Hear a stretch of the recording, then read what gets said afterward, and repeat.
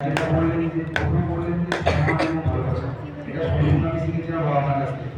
আর আরেকটা কথা, আজ আমরা সকলে একসাথে মানে উপস্থিত হয়েছি এই বিশেষ দিনটিতে আমাদের সকলের প্রিয় শ্রদ্ধেয় এবং সমস্ত যে ছাত্রছাত্রী আছে, একটা টিচার সত্য কথা বলতে ফেল ফিলোসফার অ্যান্ড গাইড, আমরা এই মনোভাব নিয়ে ছেলেদের পড়াই। আর এটা আমি পরবর্তীকালে স্যার যেটা বললেন আমি খুব খুশি হলাম। স্যার এটা সত্যি আমি 1 বছর পড়েছি, কিন্তু মনে হয় স্যারের সঙ্গে দেখা করার পর যে স্যার আসুন বা বসুন, সম্পর্কটা একটা সুগঠি হয়ে গেছে, মানে সুসম্পর্ক হয়ে গেছে। প্রত্যেকটা স্টুডেন্ট তারা আমাদেরকে খুব স্নেহ করে। আচ্ছা, আমি আর বেশি কিছু বলছি না, তো স্যারের কথাটা সম্পূর্ণ জানি। আমি লিখে গেছি, আমি একটা কবিতা পাঠ করছি, বঙ্গভাষা, মাইকেল মধুসূদন দত্ত।